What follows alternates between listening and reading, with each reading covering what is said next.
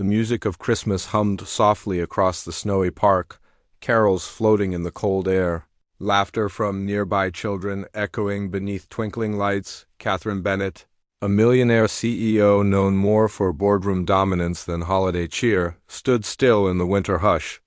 She had escaped the noise of corporate parties to breathe in solitude, but then came the voice. "I don't have a mama." "Can I hold your hand just for today?" Catherine looked down, startled. A little girl stood in front of her, bundled, in a faded red coat and clutching a teddy bear that had clearly seen better days. Her brown eyes shimmered, wide and waiting. She couldn't have been more than 3. The question pierced through Catherine's polished armor. Like a snowflake on bare skin, she looked around, and then she saw him, the man standing several feet away. He wasn't panicked, just still. His boots were worn, his coat thin, but his gaze was calm and warm, protective. He nodded at Catherine, a quiet reassurance. "What's your name, sweetheart?" Catherine asked, her voice softening unexpectedly. "Lena," the girl whispered. "I just want to know what it feels like to hold a mama's hand. Just once." Catherine hesitated, and then slowly extended her gloved hand. "Maybe we both need a little warmth today." Lena's tiny fingers slipped into hers. The man walked closer now. Up close, Catherine could see the exhaustion in his eyes, the weathered stubble on his jaw. "She's never done that before," he said quietly. "But maybe she just needed to today." "She's brave," Catherine said. "So is her father," he replied with a humble nod. "No excuses, no story. Just truth." They walked. A CO, a carpenter, a little girl. No one watching would understand, but none of them cared. Kathy gently cradled the warm cup in her palms as Charles finished his story, his voice quiet, not seeking sympathy, just sharing. The stillness between them was filled with something deeper than words. Outside, snow still fell like whispers.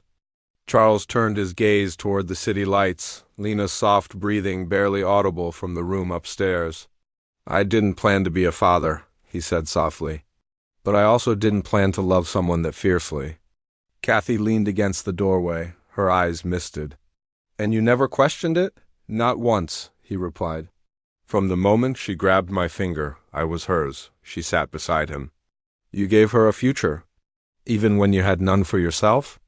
Charles looked over, his eyes reflecting both fatigue and peace. "She saved me too in ways I can't explain." Silence fell again, comfortable, respectful, no pressure to speak. Just the quiet of understanding. Finally, Kathy whispered, "I never thought I'd feel this again." "What?" he asked gently. "Home," she replied. The next morning, sunlight poured through the townhouse windows. Lena awoke in Kathy's guest room, a warm blanket tucked around her and a plush bear by her side. Downstairs, the smell of cinnamon rolls filled the air. As Charles walked into the kitchen, still rubbing sleep from his eyes, he saw Lena giggling on the counter, flour on her nose, and Kathy beside her, apron on, hair pulled back, laughing freely. It was a strange sight, a CEO, a child, and a carpenter, bound not by blood or status, but by something more rare. Choice. Kathy set down the tray. "So, Christmas dinner? Just us?" Charles looked at Lena, then back at her. "Only if we bring the dragon," he said, smiling. Lena gasped. "Yes, Papa made him guard my dreams," Kathy laughed. "Then it's settled. Dragon's welcome." And as they all sat down together that evening, mismatched, imperfect, unlikely, there was no need for titles or explanations, just a girl who had found love in 2 hearts that never expected to give it again, and this time no one walked away. Kathy Bennett didn't leave with a storm. She vanished like a quiet breath on a cold window. One day she was there, making cookies, tying shoelaces, tucking Lena in with whispered lullabies, and then she wasn't. No calls, no texts. Number. Explanation. Just silence. Charles tried not to wonder. He poured all his focus into Lena, into routines, morning oatmeal, bedtime stories, broken doorknobs, laundry loads. He told himself Kathy was just busy, she'd call. Maybe tomorrow. But days stretched into weeks. Lena didn't ask much. Just once, while brushing her teeth, she mumbled through foamy lips, "Did Mama Kathy forget us?" Charles froze. He knelt beside her, wiped the toothpaste from her chin, and said quietly, "No, sweetheart, sometimes grown-ups get lost, even when they don't mean to." He wished he believed it. Meanwhile, just a few miles away, Kathy sat in her office surrounded by glass and silence. She stared at her phone. She had typed Charles's number 3 times. Deleted it every time. What could she say? I miss her. I miss you. I'm scared. She didn't know if she had the right. She had built a life where nothing touched her heart. Not business, not pain, not people. But now, a little girl's drawing still hung in her home office, Mama, in crayon, next to a smiley stick figure. Kathy turned away. Tears welled, slow, foreign, unwanted. She hadn't cried in 15 years. But now something cracked wide open, and as snow started falling again, just like that day in the park, she whispered, "I didn't mean to love her, or you, but I do." Charles noticed the absence immediately. He never spoke of it. Never. Asked where she'd gone. But every day when Lena looked up and asked, "Is Mama Kathy coming over?" he would smile, brush her hair back gently, and say, "Maybe tomorrow." But the tomorrow stretched on. So Charles filled the silence with everything he had, her favorite soups, 3 bedtime stories instead of 1, a carved bunny made from soft pine wood. He smiled wider, laughed louder, played harder, but at night, when Lena was asleep, he would sit alone at the kitchen table, fingers locked together, wondering what he had done wrong. Then came the storm. It started as a cough, soft, harmless. By bedtime, Lena was burning up, her little body flushed and trembling. Charles held her all night, whispering lullabies with panic buried in every breath. By morning, her lips were dry, her skin pale and clammy. And outside, the world had vanished beneath a whiteout of snow. He wrapped her in every blanket they owned and walked, through the cold, the wind, the fear, to the nearest urgent care. The nurse took one look and rushed them in. But the hours passed, and the fever didn't break. Charles sat beside her hospital bed, hands trembling, heart breaking, until finally he reached for his phone. It rang once. 20 minutes later, the door burst open. Kathy, snow in her hair, worry in her eyes. She didn't speak. She didn't hesitate. She simply went to Lena's side and knelt. "She's burning up." Charles whispered. Kathy pressed a cool cloth to Lena's forehead and said softly, "Mama's here, sweetheart." "It's going to be okay." Charles turned away. His chest ached. Not from pain, but relief. For hours they stayed together, Kathy humming lullabies, Charles pacing, wiping tears when no one looked. Lena's small frame curled against Kathy's lap like she belonged there. Eventually, the fever broke, and when Charles sat beside them again, something in his voice broke open. "Too. I was afraid she'd love you more," he said. Kathy looked up, startled. "But now I know. Maybe she needs us both." She didn't answer with words. She only reached for his hand and held it. That night, in a room of sterile white and flickering monitors, something healed.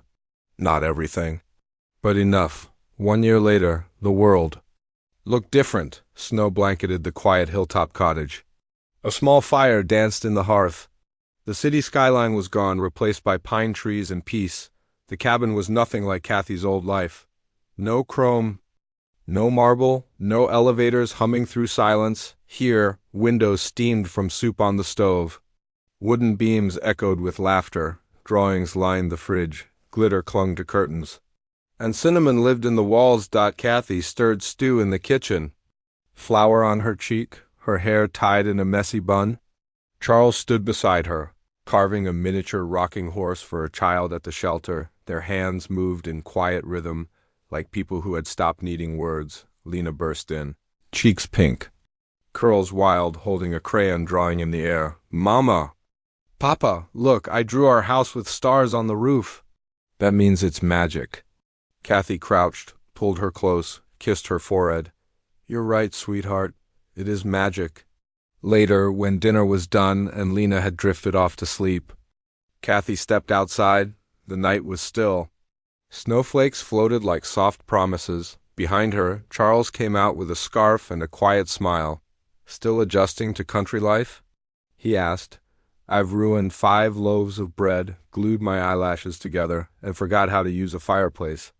But I've never been happier," he laughed. Then reached into his coat pocket. "I have something for you." She turned and froze. He held a small cherrywood box. Inside, resting in soft velvet, was a ring, not gold, not diamond, just wood. Carefully carved. Smooth from months of shaping by hand and heart. Kathy's breath caught. Charles knelt in the snow.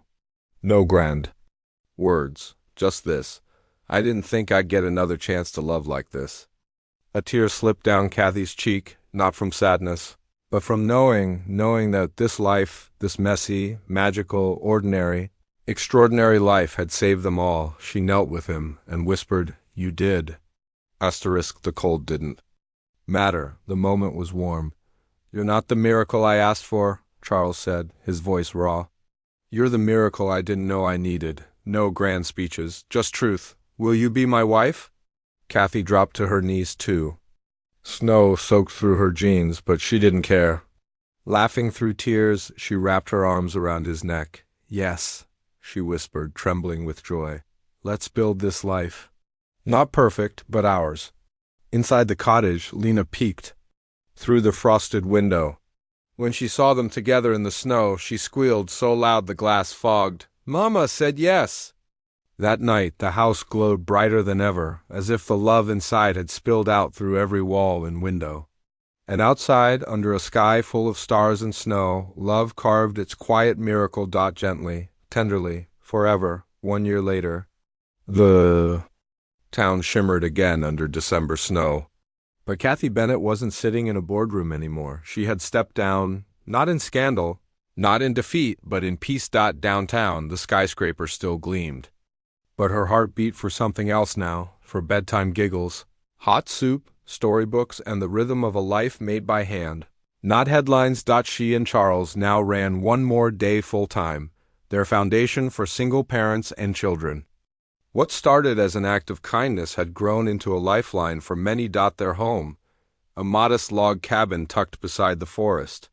No marble countertops, no golden handles, just the scent of pine and cinnamon, laughter echoing off wooden floors, and shelves filled with Lena's drawings. Lena had started preschool. Every morning she proudly marched in with a crayon-decorated backpack and told her teachers, "My Mama reads me fairy tales and my papa makes me toys." Each afternoon she'd race into Kathy's arms, shouting, "We made snowflake crowns today." Before hopping into the old pickup truck, still miraculously running, there were no yachts. No private chefs, but there were bonfires, marshmallows, and snow angels. Pancakes shaped like everything except circles. Quiet nights. Loud mornings. It wasn't luxury. It was life. Then came Christmas Eve. Their anniversary. They returned to the park where it all began. The square twinkled with lights again. Children laughed. Music played.